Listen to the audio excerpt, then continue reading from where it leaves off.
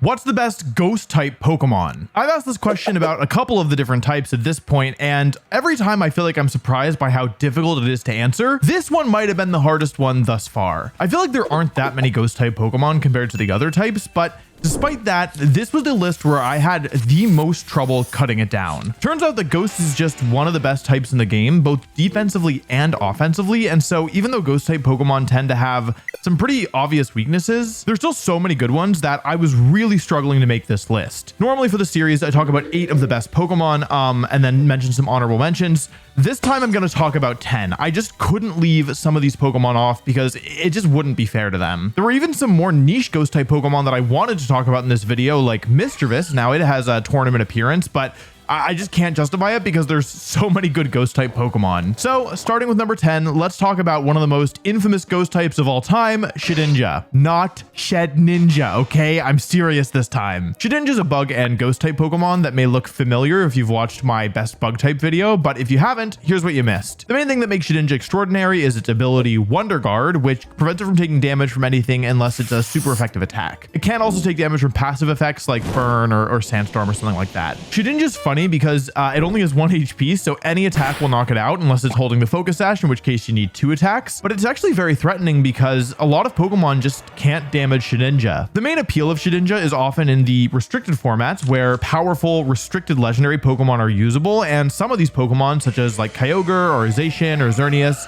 they can't actually damage Shedinja at all, so it kind of lets you play to this win condition where if you get rid of the Pokemon that can damage Shedinja, then yeah, the little ghost bug just beats the entire team. I brought Shedinja to a tournament myself way back in the day. Well, it was like 2019. It wasn't that back in the day, a couple of years ago, I guess, at this point. And there were definitely games where I would go down to my last Pokemon. My opponent would have 3 left, but I'd have taken out the counter to Shedinja, so I would just win the game. Shedinja's fun, although a little gimmicky, but it's a really difficult Pokemon to use because there's just no real room for error. Like a single wrong move or a misprediction and you can lose Shedinja like immediately. Despite that, it's a really terrifying Pokemon to go up against, so I think it will have play in the future, though thankfully not in Scarlet and Violet. I know it's kind of like overdone at this point, but the thought of Terra Electric Air Balloon Shedinja, or even something even more, I don't know, evil, is just, it would be probably legitimately game ruining. It is funny that out of all the Pokemon not in Scarlet and Violet, Shedinja is like actually the scariest. Okay, coming in at number 9 is Aegislash. It might be pronounced Aegislash, but that feels stupid to me, so I'm gonna call it Aegislash, and if you're mad about it, I don't know, I'm sorry. Aegislash is a steel and ghost type Pokemon that, just like Shedinja actually, has a very unique ability that completely changes how it plays. It's kind of 2 Pokemon in one because it has 2 different forms. There's the shield form and the blade form, and Aegislash switches between the forms when it uses a damaging move to go into sword form or the move King Shield to go into the shield form. The stats change very drastically. They basically invert, where Aegislash in the sword form hits really hard but is really frail, and then in the shield form, it's like extremely tanky but doesn't hit very hard at all. When Aegislash debuted, it was one of the top Pokemon. It has one of the best typings in the game as a Steel and Ghost type Pokemon. Actually, Steel was nerfed the generation that Aegislash released, and I have a feeling that it was because Aegislash would have been too powerful if it hadn't been the case, where Steel used to resist both Ghost and Dark, but in X and Y it lost those resistances, and like I said, I think Aegislash was probably part of the reason for that, though the fairy typing also probably played a role as well. Aegislash was so strong that it actually received a nerf going into Sword and Shield, where it doesn't look like that big a deal because it only lost 10 points in its defenses, but the thing is that it loses the 10 points in its defenses when it's in shield form, and it loses those same 10 points in its offenses when it's in sword form. Actually, losing them out of both offenses is a pretty big deal because Aegislash often ran both physical and special moves. You could do like Shadow Ball Flash Cannon, but you could also use Shadow Sneak. Some people would run like Sacred Sword. Like, it was a really versatile Pokemon. Oh yeah, also Aegislash's signature move, King Shield, which changes it from blade form to shield form. If you hit it with a contact move, you get your attack lowered by 2 stages, and so it was really hard to play against Aegislash with certain Pokemon because you'd go to attack it with King Shield, and then yeah, you would just have your attack cut in half. So it's a really dangerous move, and it's quite strong. Anyway, Aegislash was one of the top threats throughout all of Generation 6 and X and Y, and then Omega Ruby Alpha Sapphire. It was a really good, consistent Pokemon because the typing is good, the stats are incredible, and the move pool is good as well. And then it was still like a good Pokemon the following years. I'm actually wondering if maybe I should have had Aegislash higher up because I was looking at the results, and it actually did pretty well throughout like the following years, Sun and Moon and Ultra Sun and Ultra Moon as well. I forgot about this, but I won a regional with it back in 2018 on my Mega Charizard X team, so that was fun. And it actually got a little bit of play in 2020 as well before the pandemic shut down events. Aegislash was this kind of more niche tool that a couple people were using and had some decent success with. The fact that Aegislash is this low should tell you about the quality of Pokemon above it. It's one of the coolest Pokemon, and even though we haven't seen it do well in a couple years at this point, I'm sure it'll pop up again because it's just incredibly strong. All right, coming in at number 8 is a more recent addition to the Pokemon pool. It's Goldango. Goldango's incredibly strong, and just as a disclaimer, the reason that I don't have it higher up is that when Pokemon have been out for only 1 year or less, or like maybe in this case a little over a year, I sometimes have trouble knowing how to rank them because obviously like how good a Pokemon is partially dependent on like how they hold up against the Pokemon around them, and for Goldango it's just hard to judge because it hasn't been out for that long. That being said, I think that Goldango could absolutely climb several spots to end up way higher on a list like this in the future, but since I'm making this about halfway through Goldango's second year of being legal, I just don't really think that it's fair to put it any higher until we've seen more from it. Does that make sense? Are people gonna get mad at me? Probably. Let's continue. Goldango is similar to Aegislash in that it has both a broken ability and the exact same typing and a broken signature move, and yeah, actually pretty good stats as well. Okay, yeah, there's a lot to talk about here. Ghost and Steel is just incredible typing. We've talked about that. You understand that. Goldango's ability is a big deal. It basically makes it immune to all moves that are status moves, which are like pretty much anything that don't do direct damage. It doesn't prevent it from status conditions. Like you can still get, I don't know, burned on Scald or paralyzed on Thunderbolt, but this ability is a really big deal because it blocks like even moves that you don't tend to think of that often, like Perish Song, which was really annoying as someone who likes to use Perish Song. Also like Encore and Disable and Taunt, like all of these really useful supporting moves that you use to kind of shut down Pokemon. They don't work at all on Goldango. On top of that, Goldango's signature move, Make It Rain, is just absurd. Not only is it a powerful steel type attack, but it hits both targets and the drawback is very reasonable. Like it only loses 1 stage of special attack and it's probably like comparable in power to something like Overheat or Draco Meteor, which are stronger, but they only hit 1 target, and in exchange, they can miss and they lower the special attack after being used by 2 stages. So Goldango Make It Rain is kind of absurd if you think about it in terms of like the other moves that we're comparing it to, especially because Goldango can boost special attack stat with Nasty Plot. This was one of the main ways we saw Goldango being used, with Nasty Plot and then Make It Rain, Shadow Ball, and Protect. So you could just turn it into this really terrifying sweeper. We also saw it use the Choice Specs item to great effect to just do absurd damage from the get-go, especially with Terra Steel, and the Choice Scarf item, as well as a couple other items as well, like Leftovers, Life Orb, and Metal Coat, to name a few. Goldango basically uses its good stats with its great typing and like really broken signature move and just good overall move pool to become just terrifying. Like like after a Nasty Plot, Goldango just it outputs so much damage and it's really hard to get rid of because Steel and Ghost is such incredible typing. Goldango's had a great first year. It won the first regional level tournament in North America and it's been a standout pick throughout the entire season. And what I think is really impressive about Goldango is that as the power level has continued to climb, Goldango's kept up. There were times where Goldango was like one of the top threats, and I think that it's more or less fallen from like, you know, a top threat that you had to be prepared for on every team to more of like a medium usage Pokemon that you should expect to see a couple of each tournament. But the fact that it's still keeping up when we have Pokemon like Calyrex and Miraidon and all these other really powerful legendary restricted Pokemon, and Goldango is still not only usable, but like useful and good, I think speaks to how strong it is. How good Goldango deserves to be on this list, it will kind of depend on how the rest of Scarlet and Violet goes, and especially on if it appears in any other future games where it doesn't have access to terrestrialization. Okay, our number 7 slot is a Pokemon that actually isn't very good in Scarlet and Violet, and I think it's in the game, but I don't actually know for sure because it's not, no one's using it. It's Dusclops. Not Dusknoir, Dusclops. Dusclops has been around for a while, but it really makes use of the Eviolite item, which increases both of its defenses by 50%. Dusclops has been used a fair bit throughout the years, but where it really shined was in Sword and Shield. In early Sword and Shield, there weren't really alternatives to like good, bulky Trick Room Pokemon, and so Dusclops kind of just ran away with the game. Basically, Dusclops uses Ghost good defensive typing with the fact that it only has 2 weaknesses, and it gets 2 immunities, including 1 to Fake Out, which is very valuable. Well, it's immune to normal, Fake Out's a normal side. You get what I'm saying, right? And it couples that with really immense bulk and a great supporting move pool to, just be a really, really difficult Trick Room setter to get rid of. The supporting moves that it uses are really annoying, and we're especially geared towards a Dynamax format. The most obvious one is Haze. Haze removes all stat changes on the field, which is a pretty big deal when Dynamax was around because a lot of those moves would either raise your opponent's stats or lower your stats. And so with Haze, Dusclops could basically say like, hey, like, I don't care how many boosts you get, I can just remove them all. Pain Split was also very useful as Dynamax Pokemon were doubling their HP pools, and so you could use that to kind of, you wouldn't do that much damage to the Dynamax Pokemon, but you could heal a lot of health and just keep Dusclops alive. And then there were other moves as well, like Dusclops was actually used to power up other partner Pokemon, where it would use moves like Bulldoze or Brick Break to attack its own like partner Rhyperior, activate the weakness policy, and then go for big Dynamax attacks. And Dusclops is a great receiver of Dynamax boosts because it was already so tanky that if you gave it like a couple like defense or special defense boosts, it would just be so impossible to get rid of, especially with Pain Split keeping it healthy. Even as the power level rose, Dusclops was still good throughout the entirety of Sword and Shield. This is in part because Cresselia was a little bit worse in that generation as well, and Cresselia typically takes like the role of like peak Trick Room setter, you know what I mean? And so Dusclops was very, very good and consistent throughout Sword and Shield, and it saw some usage outside of that generation as well. Dusclops is a Pokemon that really shines under specific conditions, so I'm not sure like if it's a Pokemon that will be like so good going forward, but I do think that it's cool, and it is the only not fully evolved Pokemon on our list. Sorry about that, Mischievous. Okay, before we get to number 6, just a quick reminder that if you aren't already, I would really appreciate it if you just check to see if you are subscribed. A lot of people watching this probably think that they're subscribed, but aren't. My team and I put a lot of work into these videos. Like, you would probably be concerned if you saw how much work that we put in these videos. And of course, like, we could do it like easier. Like, we don't have to put this much work in, but all of us really care about the product and the video being really good. And so we put all this time in. And so if you're enjoying it and you want to support the channel and, you know, you want to see more of the content as well, it's a really great way to support all of the stuff that we do over here at, I was gonna say WolfeyVGC Studios. I'm really just in my room, and you know, there's other people in their rooms as well, but yeah, you get the point. Okay, coming in at number 6 is a personal favorite Pokemon of mine. Actually, wait, I gotta show you my, I'll be right back. I gotta show you my dish magnet. Much.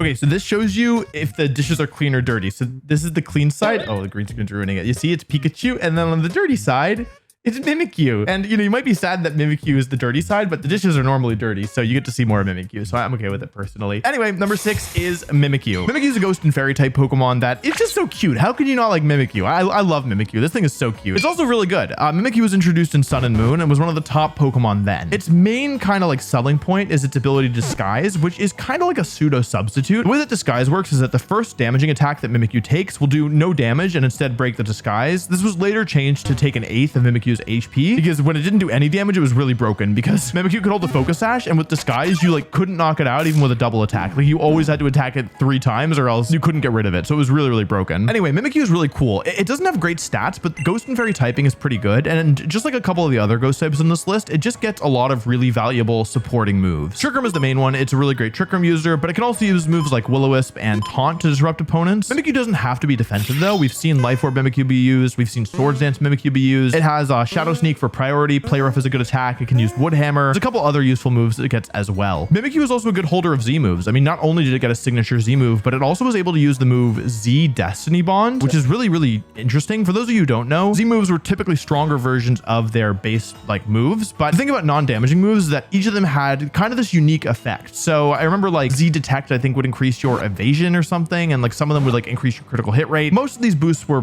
pretty bad, to be honest. Like, there were a couple that were useful, but most of the time you would rather use your Z moves for damage rather than like support. Mimikyu is one of the main exceptions though, because with Z Destiny Bond, it would basically work as a redirector. Z Destiny Bond forces all opponents to target Mimikyu, and if they knock out Mimikyu, then they go down as well. So you would use Mimikyu with Z Destiny Bond in disguise to support Snorlax, who would go for Belly Drum. And the way that Destiny Bond works is that the effect is active until the next time that you attack. And so Mimikyu would Z Destiny Bond Snorlax with Belly Drum, then Snorlax could protect and Mimikyu could go for Trick Room. And because Trick Room always goes last, the Destiny Bond effect was still in place. Like, even though it was the next turn, the Destiny Bond effect was still up. So if they tried to take out Mimikyu, they would knock themselves out as well and still have to deal with the +6 Snorlax. So it was a really dangerous combination. Even outside of Z moves though, Mimikyu has been good. It's just a really reliable Pokemon. I actually brought it to the World Championships in 2022, though I didn't do that well with it. But yeah, I mean, I still brought it. I love you, Mimikyu. It's a really good, reliable Trick Room setter that can also just be useful across the board into a lot of different things. And so I think it's a Pokemon that will continue to show up in future games, and I think it's a Pokemon that will continue to do well. Okay, coming in at number 5 is a Pokemon added in Sword and Shield. It's Dragapult. Dragapult is really good. It's a Dragon and Ghost type Pokemon that has a lot of things going for it. The main draw of Dragapult is its insane speed coupled with its good ability. Dragapult's like one of the fastest Pokemon of the game, barring some of the really speedy guys, and actually even including some of the really speedy guys. Basically, unless a Pokemon is like specifically intended to be faster than everything else, Dragapult will outspeed it. And its ability Clear Body is really nice because it typically works as a physical attacker, but because it has Clear Body, it's immune to the ability Intimidate, which is typically used to stop physical attackers. dangerous. Dragon Bolt was right out of the gate one of the best Dynamax Pokemon of Sword and Shield. Its primary weakness is that it doesn't have a good reliable ghost type attack because its best option is Phantom Force, which takes 2 turns, so it's not great for like immediate damage. But with Dynamax, you were able to kind of get around that by using Max Phantasm, which also lowered the defense stats of whatever it hit. Dragon Bolt could also use Max Airstream to get a speed boost, and of course Max Wormwind to lower opponent's attacks as well. Dragon Bolt's signature move is funny. It shoots 2 Dreepies at the opponent. It's called Dragon Darts. It's not that good, but it's also not that bad either. Like basically the Dreepies are smart targeting, which is cool. So if one Pokemon protects, both Dreepies will hit the other Pokemon. But if each of the Dreepies hits one of the opponent's Pokemon, then the damage is a little underwhelming. I thought the Dragon Bolt was going to be pretty bad in Scarlet and Violet because it lost access to Dynamax, but it almost won the World Championships and it won the North American International Championships as well, using a Choice Band set that actually used the move Terra Blast with Terra Ghost to maximize damage and kind of work as like a pseudo Dynamax move. Dragon Bolt was like a lot frailer without Dynamax, but because it was so fast and it hit so hard and you couldn't really lower its attack stat very easily, and it was paired with Chen Pao who could lower the defense stats, it could just output unholy amounts of damage, like just truly messed up levels of damage. It's not a Pokemon that was ever like mainstream in Scarlet and Violet, but the fact that it has such strong performances, despite the fact that it wasn't used all that much, I think is really impressive. How good Dragon Bolt will be in the future is in large part dependent on how easy it is for it to get a physical ghost type move, but I think that there's a chance that it could still be good again in the future because it has a lot of things going for it. Okay, coming in at number 4, I won't really back and forth on which of the Pokemon should be number 4 versus which should be number 3. People might be mad at me about this, but I think it's fair. Coming in at number 4 is Calyrex Shadow. The reason why I'm not putting it higher is because Calyrex Shadow has not been around as long as the next closest Pokemon in the number 3 slot. No spoilers. You're going to have to, don't skip ahead. You're going to have to wait and see. And so even though Calyrex Shadow is, you could argue it is like the strongest Pokemon of all time in terms of raw power, in terms of like the history of ghost type Pokemon and how good they've been over the years, I don't think that I can put it any higher. Calyrex Shadow is a ghost and psychic type Pokemon, which isn't great typing, but it makes up for it in a number of other ways. Remember how we were like, oh yeah, Dragon Bolt's faster than like anything, you know, specifically kitted out to be super, super fast, like Regieleki or Deoxys Speed? Well, Calyrex is faster. Calyrex is actually the fastest restricted Pokemon. It's even faster than Zacian, which is just kind of messed up because Calyrex also has 2 abilities. Not only does it shut down all opposing berries, your opponent can't eat any of their berries when Calyrex is on the field, but also every single time that Calyrex gets a knockout, it also gets a special attack boost. This doesn't seem fair to me, especially when you consider that they gave it a signature move called Astral Barrage, which is as strong as Kyogre's Origin Pulse, but never misses. Also, Ghost is a great offensive type. It's very difficult to resist it. Normally when a Pokemon is like really, really fast, it has some like obvious weakness in its stats otherwise, but they kind of just skip that with Calyrex. It has respectable defenses and very, very, very high special attack stat. As if all this weren't bad enough, Calyrex can also make itself even stronger without getting KOs by using moves like Nasty Plot and Calm Mind. Putting this whole package together makes Calyrex like arguably like one of the strongest Pokemon of all time, period. Calyrex was only introduced towards the middle of Sword and Shield, and it has only been legal for 1 full year. Compare this to Goldengo, who's basically been legal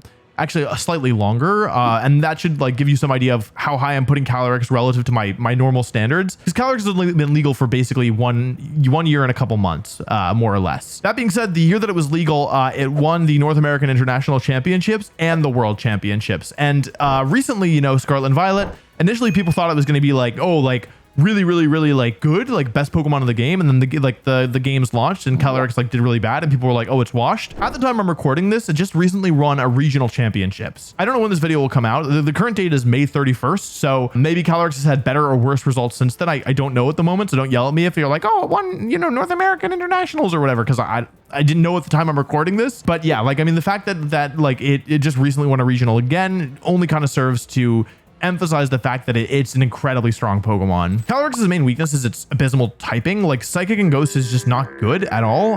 It has really like you have 2 quadruple weaknesses, which is a really big deal. And then also like Ghost and Psychic both can't hit Dark type Pokemon, and Calyrex doesn't get any coverage moves. So for a while, like that was the main way you beat Calyrex. You just like slapped Incineroar on your team, and you were like, okay, I have a Calyrex matchup. But with Terastallization, that doesn't work so well anymore because now Calyrex can completely change its typing. So yeah, I think it's a very dangerous Pokemon, and I think it's one of the best Pokemon in the current format in Scarlet and Violet, maybe the best restricted Pokemon, period. If I were making this video after the World Championships this year, I might put Calyrex a little higher, depending on how it does, but for now, number 4, that's all you're getting. Okay, quick honorable mentions, because this video is already longer than the other one. So really quick, Drifblim. Drifblim gets an honorable mention. Can you hear me clapping? Probably. Congratulations, Drifblim. Drifblim basically is a good support Pokemon. It was mostly paired with Tapu Lele using the Psychic Seed item on the Drifblim, which would activate in Psychic Terrain, giving it a special defense boost, which would activate its Unburden ability, doubling its speed, which would let it use moves like Tailwind and Will-O-Wisp and sometimes Strength Sap before the opponent moved. Really solid Pokemon, had a lot of success. Couldn't put it on the list over something like Aegislash or Shedinja, so I'm not putting it on, but it's really good. Sableye, one of the best disruptive Pokemon of all time, uses its Prankster ability to give its non-damaging moves a stage of priority, uses moves like Fake Out, Will-O-Wisp, Quash, Taunt. Now it gets Reflect, Light Screen, Encore, Disable as well, so it can use those moves as well. Really bad stats. Used to have no weaknesses before the Fairy typing. Cool Pokemon. Mega Sableye was always bad. Can't put it on the list. Wanted to mention it here. Gourgeist,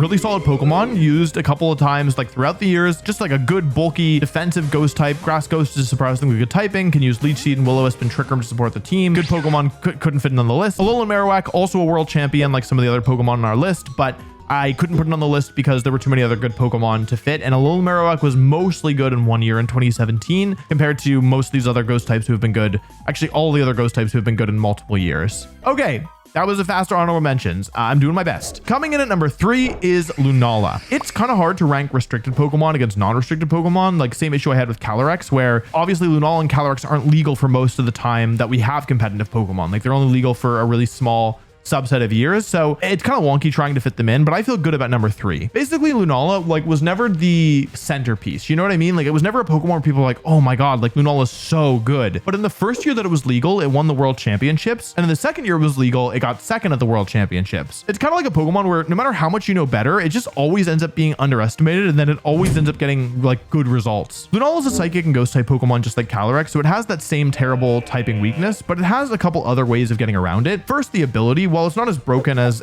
one, giving it 2 abilities, Shadow Shield's really good because it cuts in half the first instance of damage that would drop Lunala below full HP. This is slightly worse than Terrapagos' Terra Shell ability, which turns the first instance of damage into not very effective, whereas Lunala can still take super effective damage. It will just do half as much as it would otherwise. This is basically fancy multi-scale if you're familiar with that ability. But Shadow Shield's really valuable, especially because Lunala has a couple ways that can restore its HP using like Moonlight, or like sometimes partners will run moves like Pollen Puff or Heal Pulse or Grassy Terrain to get it back up. Leftovers Grassy Terrain's really good at recovering HP, so that's an option as well. But yeah, this ability is really useful. Lunala's signature move, Moongeist Beam, is really nice as well. It's not as broken as Astral Barrage, but it's really good consistent damage. And because it's not a spread move, it actually does like more damage against a single target than Astral Barrage will. And also it has the secondary effect of ignoring opponents' like abilities. This is useful because it's one of the only Pokemon that can like KO Mimikyu by ignoring its disguise. It comes up in like a couple other niche instances as well, like Shedinja. What am I saying? Of course, I mean, it could hit Shedinja anyway, but yeah, I guess Terra Electric Shedinja it could hit. Stuff like that. It's mostly pretty niche, but like it's still a high base power move with no drawback that like never misses, so it's pretty good. Lunala as a restricted Pokemon is like in a really nice place because it is both like a Pokemon capable of doing consistent damage, but it's also very tanky, so that allows it to support its team with moves like Trick Room and Wide Guard. These moves are very, very valuable because yeah, like they just provide your entire team support, and so you can use like Lunala both as like a bulky support Pokemon while also getting value out of it. It's like offenses as well. Lunala actually received a buff in Sword and Shield, making it a lot stronger. It got access to the move Meteor Beam. Well, I mean, it got the move Meteor Beam, which didn't exist before. And this actually made Lunala a lot better because Lunala used to be, in theory, very weak against Incineroar. It didn't stop it from winning the world championships when Incineroar was legal, but basically like Lunala has like this terrible typing, and yeah, it's so bad against dark type Pokemon, just like Calyrex, but with Meteor Beam, Lunala was actually able to become very, very scary. Meteor Beam is a rock type move. It takes 2 turns to use, so you often have to use the Power Herb item to make a 1-turn move a single time. But apart from just being a really strong like rock type attack, it also raises the user's special attack stat by 1. So basically Lunala with this move completely flips the matchup against Incineroar on its head, where it's able to get a stat boost and KO Incineroar in a single hit, and then Moongeist Beam starts doing insane amounts of damage. You aren't forced to use this move. There are other Lunala sets that are viable as well, but it is a really, really good option for Lunala and basically allows it to beat its like one most obvious counter. Lunala is just a really good, consistent Pokemon. It's a world champion. It's a world runner-up. And recently people thought that it was bad in Scarlet and Violet, but At the time that I'm recording this, it's starting to pick up in usage a little bit, so I wouldn't be shocked to see a big Lunala finish soon. And based on the past, I have a feeling that Lunala is once again being underestimated. Coming in at number 2, I am breaking one of my rules. I am breaking a rule that I typically have on these lists, which is that when Pokemon aren't out for very long, I have to put them, if I'm going to put them on the list at all, I have to put them lower. I couldn't do it. I could not in good faith put Fluttermane anywhere below number 2. Fluttermane is absurd. I mean, it's not even a restricted Pokemon, but it has stats that rival many legendaries. It's a ghost and fairy type, which is extremely strong, and it is just like so incredibly broken. It's really fast, hits really hard, and especially very respectably bulky, and its move pool is just incredible. Fluttermane was the top Pokemon for the entire first year of Scarlet and Violet. I'm willing to bet that even without checking, that it won more tournaments than any other Pokemon like around, and it wasn't even legal for the first rule set. I actually I was gonna make a whole video on this, but I decided not to. But I think the Fluttermane is one of the best designed Pokemon ever.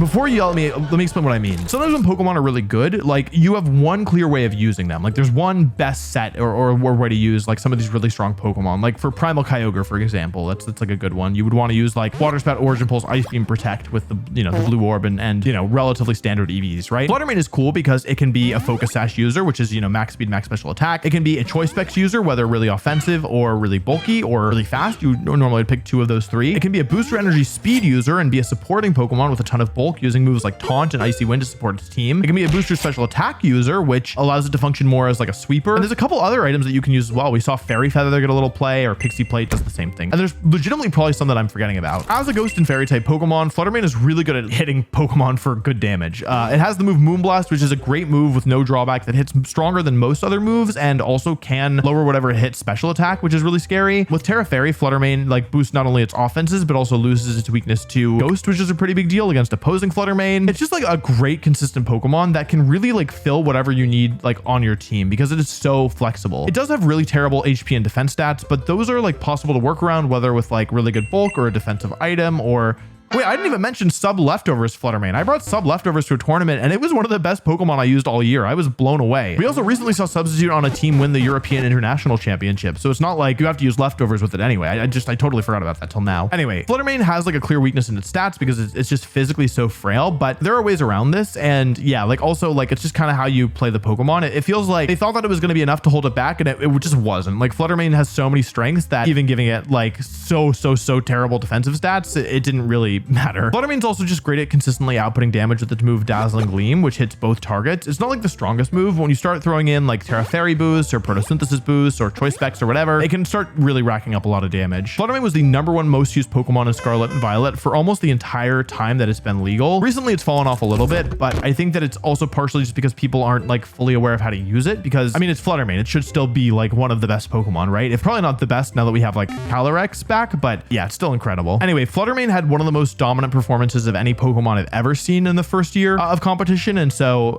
yeah, like I just couldn't justify putting it anywhere below #2, despite the fact that it doesn't meet my normal standards, which only leaves the #1 slot. And I think a lot of you already know what this one's going to be.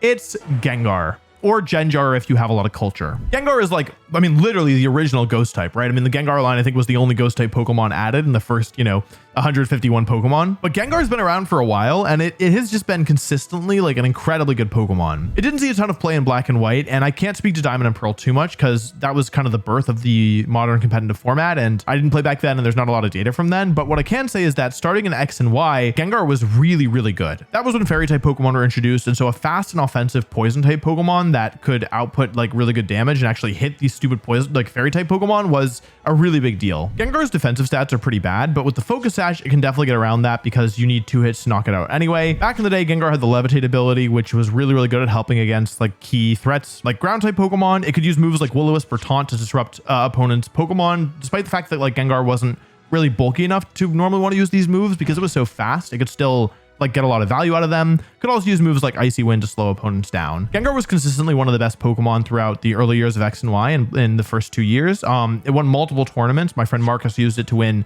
multiple regionals and I think maybe multiple national tournaments as well, at least one national. With Focus Sash Gengar, it was just incredibly strong. And that's not talking about Gengar's Mega Evolution. Mega Gengar is, I mean, it's my personal favorite Mega Evolution. It's one of the best Mega Evolutions of all time, and I used it to win the World Championships back in 2016. Mega Gengar gets the Shadow Tag ability, which prevents opponents from switching out, and it also gets a lot stronger and a lot faster and traps opponents on the field. already said that. Mega Gengar was just terrifying. With the increase in bulk that it gets, it actually allowed it to be a much more threatening user of support moves. Like I used Taunt and Will-O-Wisp when I won the World Championships, and it was really valuable because, like, yeah, Gengar still wasn't the bulkiest Pokemon, but when you use Will-O-Wisp to cut something's attack in half, or Taunt on a supporting Pokemon that like couldn't really do damage, that also couldn't then switch out, you could get a ton of value out of it. What's really terrifying about Mega Gengar is the fact that Shadow Tag in the past has only been given to Pokemon that are like really focused on supporting, like Gothitelle and Wobbuffet, right? With these Pokemon that can't really do damage on their own. But Mega Gengar could not only trap opponents' Pokemon on the field for your partners to get rid of, it could also just get rid of them itself. Shadow Ball and Sludge Bomb are really, really consistent moves. Getting a poison after hitting something with Mega Gengar Shadow Ball would often just like, if not outright KO it, put it pretty close. And by eliminating counterplay in the form of switching, like Mega Gengar was just like really, really hard to deal with. I used it to win my first Perish Trap win back in 2015. And it saw a lot of other play in general, not normally with Perish Trap, though like occasionally you'd see Perish Song Mega Gengar get some use as well. But it could really be used with like anything, right? One common strategy early on was to pair Mega Gengar with Disable with a prankster Pokemon like Whimsicott or Liepard using Encore, because if you used Encore then Disable one right after another after an opponent had already attacked, you could force them to struggle, and they also couldn't switch out because like, yeah, like you had Shadow Tag, right? This strategy was really oppressive, especially because Mega Gengar was so fast, and then you had Prankster from Whimsicott, which always moved first. So against most Pokemon, you could trap them on the field, Encore Disable them, and then, yeah, like shake the opponent's hand because the game was over. To be honest, it's pretty rare for a Pokemon to be good both inside and outside of Mega Evolution. Like a couple other ones that come to mind are like Salamence and Metagross, but for the most part, like either a Pokemon's base form was bad or their Mega Evolution was bad. So for Gengar to actually be good, if not great, in both non-Mega and Mega form is incredibly impressive. I kind of have a feeling that Gengar most likely won't be super good again until it gets its Mega Evolution back, if that ever happens, but it still was so dominant over multiple years of competitive Pokemon that I feel comfortable saying that historically it's the best ghost type Pokemon ever competitively. Hey, thanks for watching. If you like this video, you might also like the video I made where I found the 10 best dragon type Pokemon of all time. You should drag in your mouse to the video link and click on it and go watch it.